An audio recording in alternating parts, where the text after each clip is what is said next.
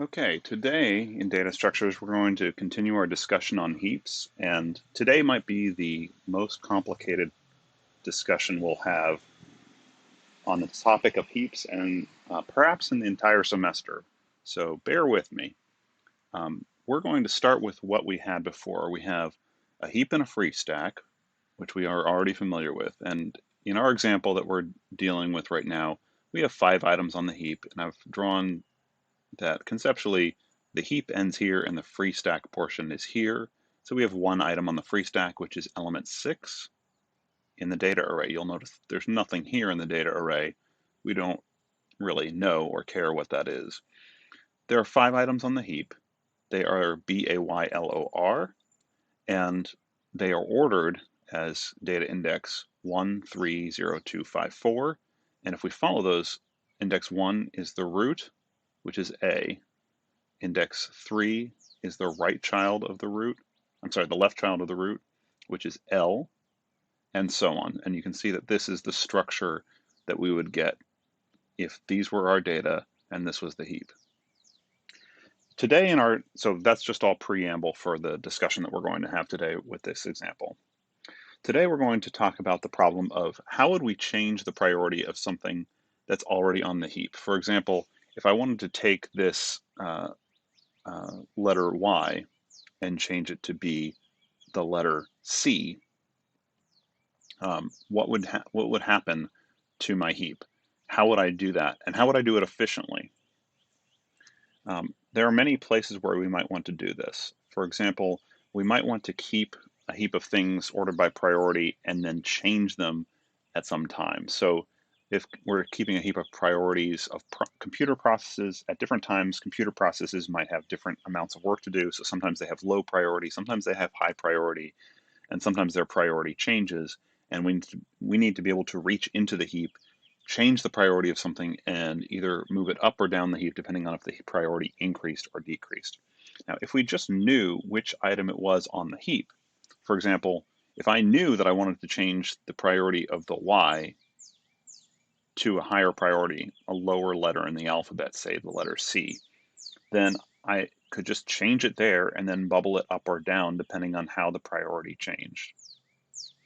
But the question is, how do we know where this item is? And in fact, what do we need to know? We need to know 2 things, actually. We need to know where in the data array the thing I want to change is. In this case, we're talking about data sub 2. But we also need to know something else. We need to know where in the heap array 2 lives. And we can see that in the heap array, the value 2 occurs at heap sub 3. So if I wanted to change the priority of the Y, I would have to change this thing, this object, and also I would have to bubble up or bubble down at heap sub 3. So I need to know both this index and this index. And again, just to be clear, I need to know this index so I can actually change the item on the heap.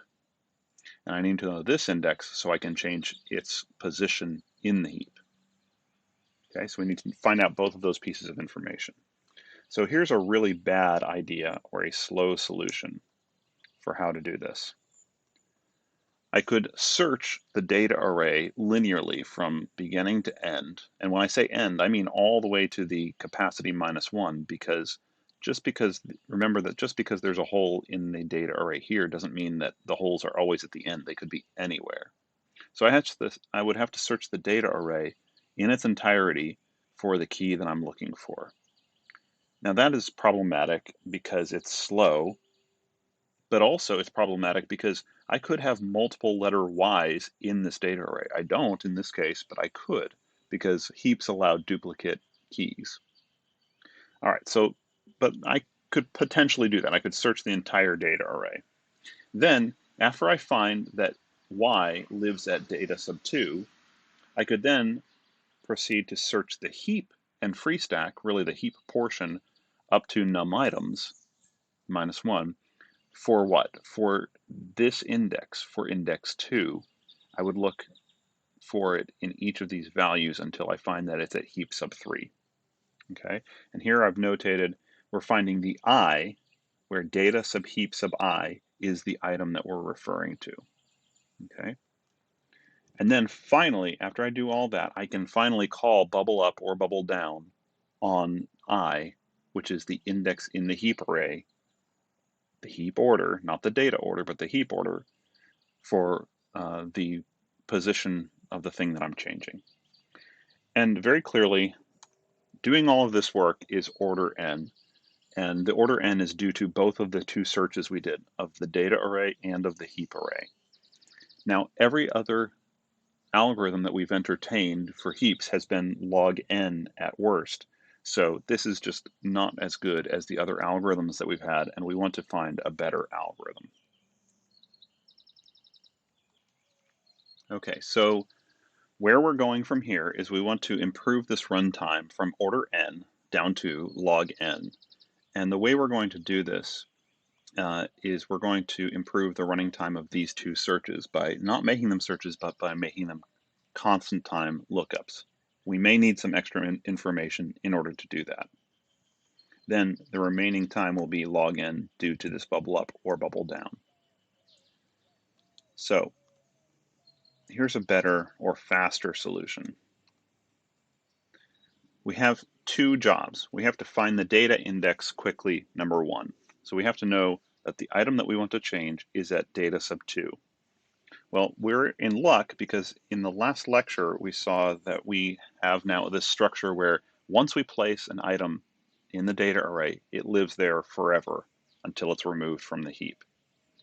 So we move around references to things in the data array in the heap array, but this y will always be here at index 2. That means that if we knew that it was at index 2, we could always come back to index 2 and say, yeah, that thing right there is the one that I want. So what we want to do is we want to record and remember where this y lives. And this requires two changes. The first change is that the heap insert function must return this index 2 to the caller. What do I mean by that?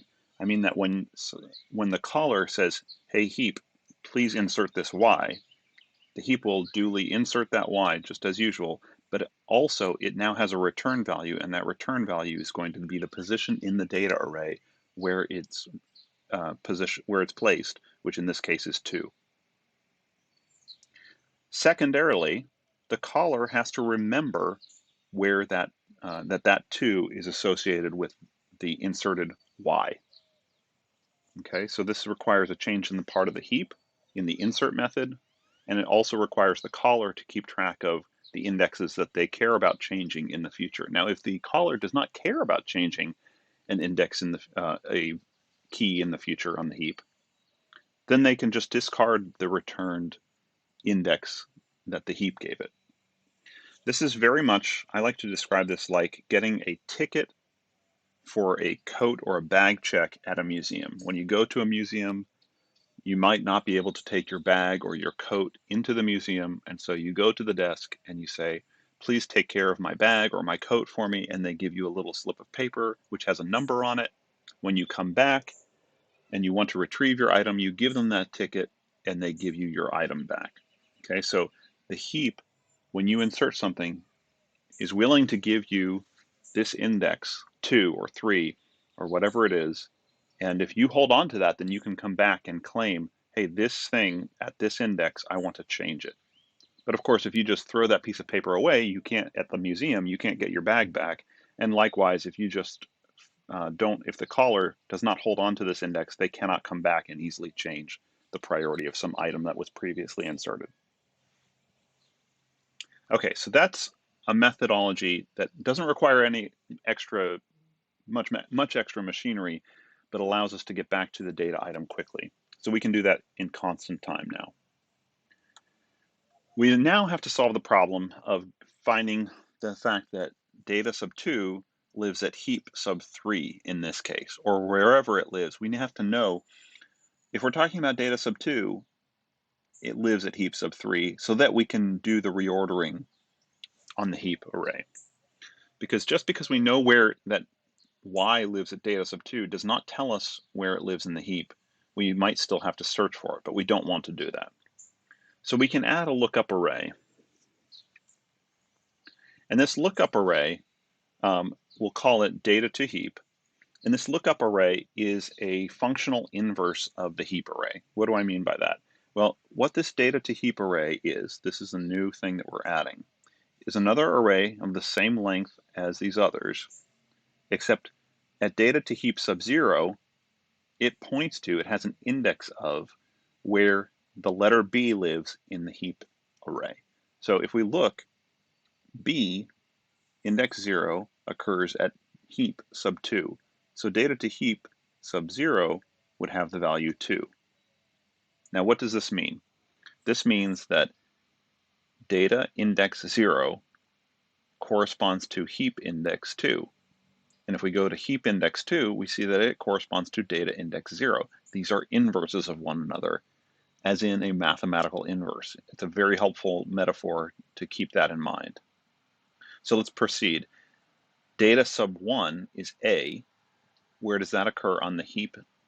It occurs at index 0 because it is the top of the heap.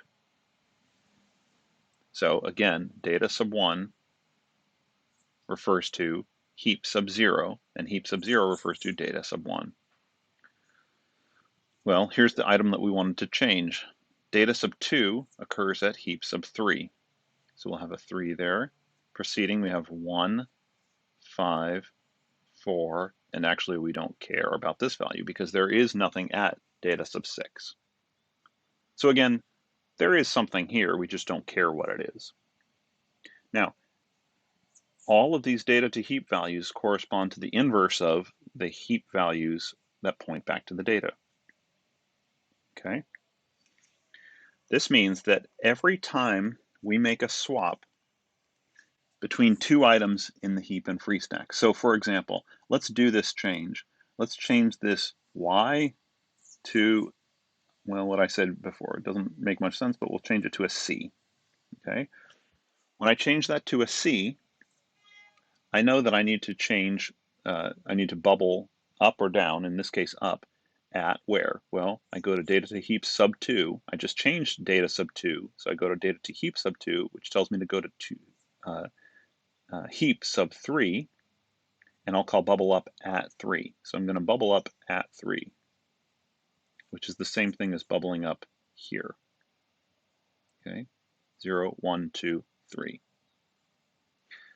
When I bubble up there, I'm going to compare now the letter C with its parent. And why am I bubbling up? Well, because Y going to C raised its priority. So C compared with its parent is L. C is less than L, so those are out of order. So what do I need to do? I need to swap here, meaning that swap heap sub 1 and heap sub 3.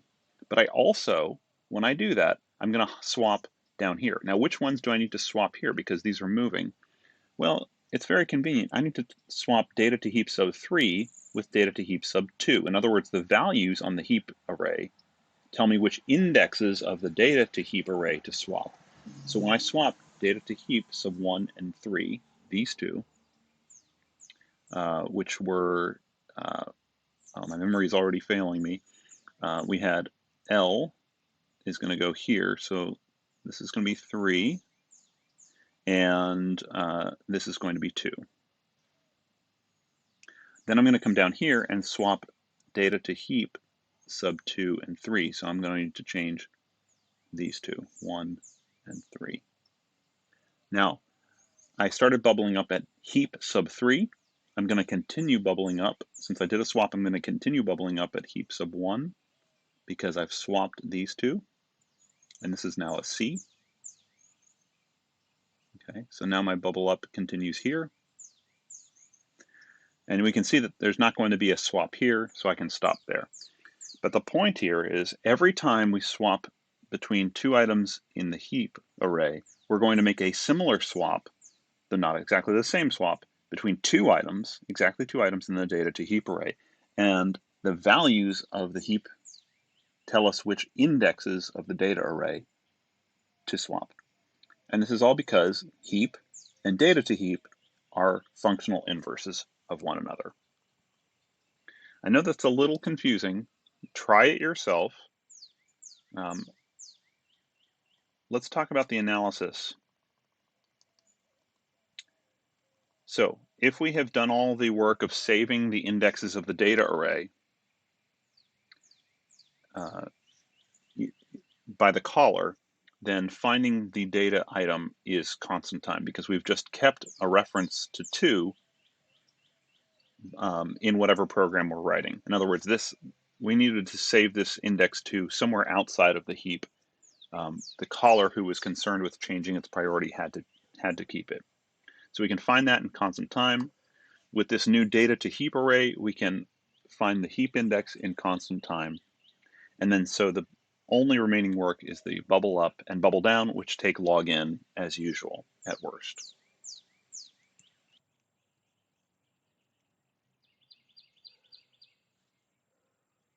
So now, last thing that we want to tackle is the problem of defensive programming. How can we be sure that the client is giving us a valid index? In other words, suppose that someone came along and said, hey, you know that thing at data sub 6? Yeah, I want to change the priority of that thing. Well, data sub 6 is not actually on the heap. It's not a valid index. So how do we prevent clients or callers from the heap's perspective? How do we be sure that what the client is giving us is a real valid index and that's actually on the heap? And remember that that the data array could have holes anywhere. So it's not just at the ends of the data array that could be invalid. It could be anywhere in the data array that's invalid. So there are essentially 5 tests that we need to do. If the key or the index that we've been given is valid, and we'll call it NDX in this case, if the index is valid, then the following things are all true. The first thing that's true is that the index should be between 0 and the capacity minus 1.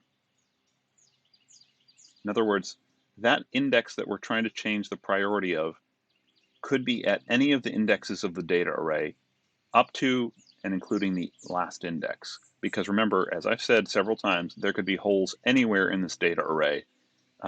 And so the position of a valid heap item could be anywhere on that array. So the first 2 tests that we have is that the index must be between 0 and capacity minus 1. It's a valid data range.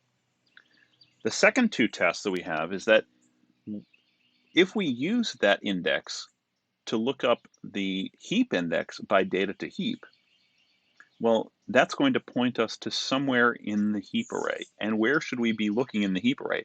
Only in the range 0 up to num items minus 1, or less than num items. So our second 2 tests are that I realize this says data subindex. It should say data to heap subindex, and so should this. Okay. 0 is less than or equal to data to heap subindex, and that's also vestiges of former notes. There we go. 0 is less than data to heap subindex is less than num items. So in other words, we should be talking about the heap portion, not the free stack portion. And finally, last and very subtle test is that the heap, or heap and free stack in this case, sub data to heap subindex should be equal to the index. And this is using the fact that the data to heap and the heap array are inverses of one another. Now, why do we have to check this? Well, it's possible, right, that we could have a value like this. Okay, we know that data sub 6 is not on the heap. But what if data to heap sub 6 just had a stale value left over, like 1? Then we might look at the first test. The first set of tests says, if the client is trying to change data sub 6, we would say, well, is 6 between 0 and capacity minus 1? Yes, it is. Okay. Is data to heap sub 6 between 0 and num items minus 1? Well, yes, 1 is in that range. So if we stopped there, we would be misled to believe that 6 is actually on the heap. But this last check says, well, then let's look up heap sub 1. Does it point back to data sub 6? And no, in this case it does not. Heap sub 1 points to data sub 2. Okay, so this is not an inverse of this. So that helps us catch that error. Well, I hope you've kept up, and congratulations if you did. Feel free to rewatch this, do more examples on your own. Good luck.